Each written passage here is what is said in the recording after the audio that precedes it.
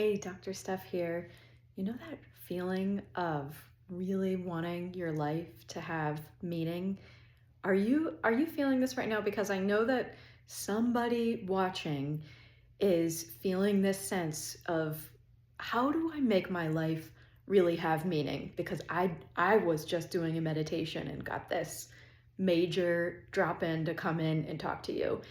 And this is something that I really relate to of really getting down to the core when I'm feeling really happy and really at peace.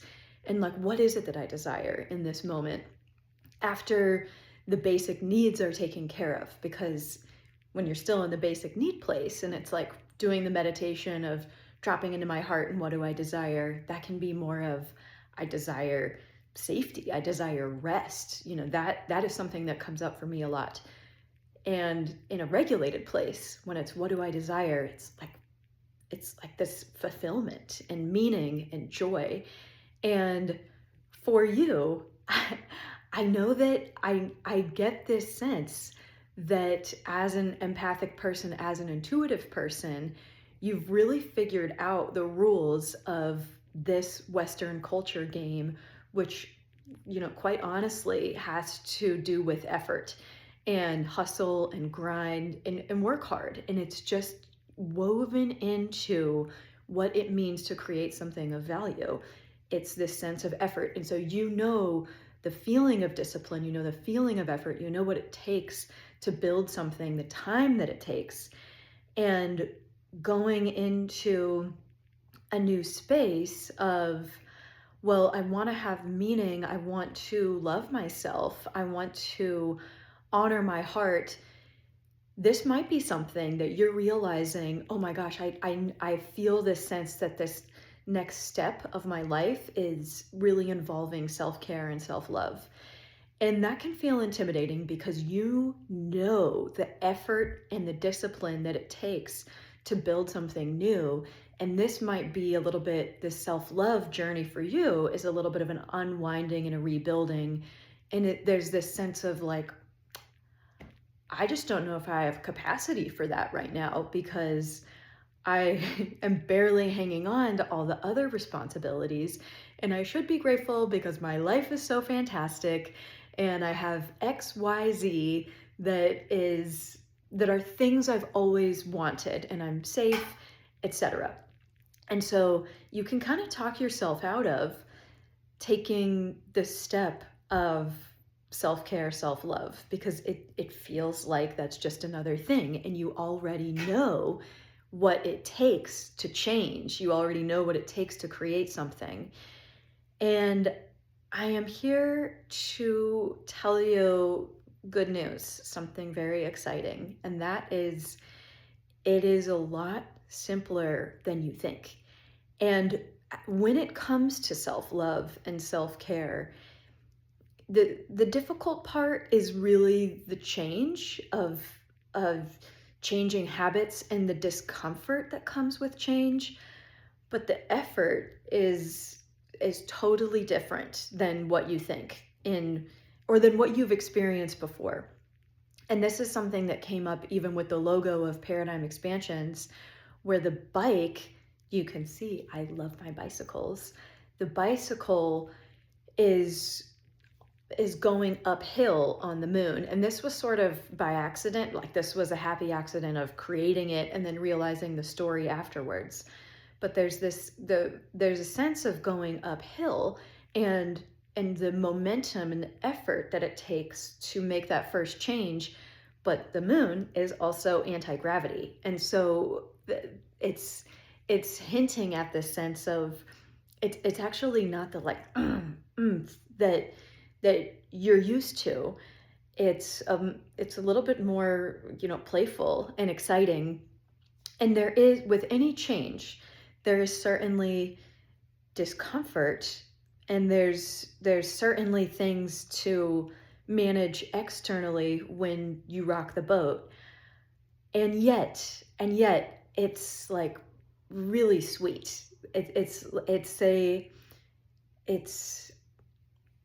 a beautiful experience of of what self-care really is. And there's a lot of self-care out there that does require that effort. That's like build up your habits and work out and do and like do the checkbox type of thing. And the self-care and the self-love that you're ready for, that's really a like living present in this moment, day to day, not arriving at the present moment, not waiting until you have everything in order to live in the present moment, but living in the present moment. And in the present moment, there is peace. And in the present moment, you have all the tools you need to take aligned action on what you want your next step to be. And there's freedom. There's freedom in it.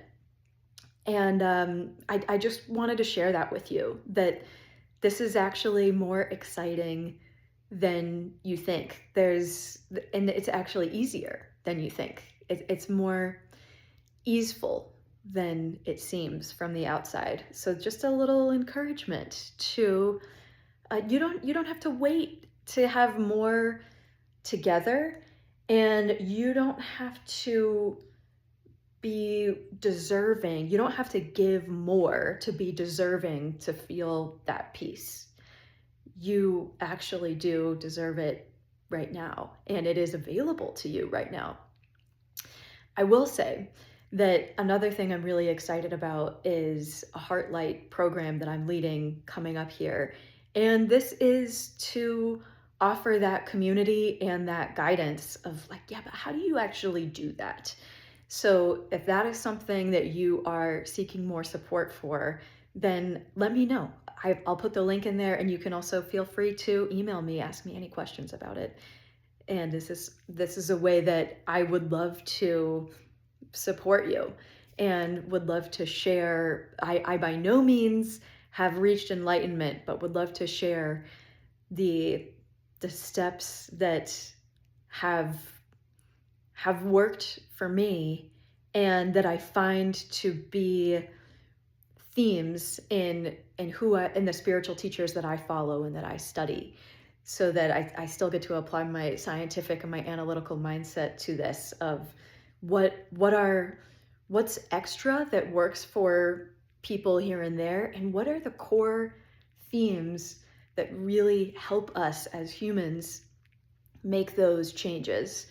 And so I'm very excited to share this program with you. I'd love to hear from you about it, and would love to encourage you to go for it. Go for your self-love journey. It's a really good time. It is an especially good time with our year of the fire horse and our year of one that we're heading into here, because this is the time of building where you get to create the life that you want. And everything that I am reading and experiencing about the year of the wood snake letting go has been profoundly on point. I've talked to a lot of friends that, I love horoscopes, and I've in the past treated horoscopes as like fun, like icebreaker sorts of things, and have treated them as, any horoscope has a nugget of wisdom in it that I can apply to my life. And I haven't taken it as like a pure black and white thing, but I will say the year of the wood snake and the year of the 9 and all of this shedding, this is undeniable for me and for those around me that it has been a shakeup of having a lot to let go of. And so now heading into the year of the fire horse, where it's fire on top of fire, which means that whatever raw materials you are working with will be amplified. This is a really good time to build what you want to build, and going for love and self-love in particular, and living present and living in peace. Oh, I mean, what can you build when that is your foundation? So I'm really excited about this time, and I'm going to keep sharing with you. And of course, reach out to me about Heartlight. I would love to work with you in that portal. Mwah. Peace to you.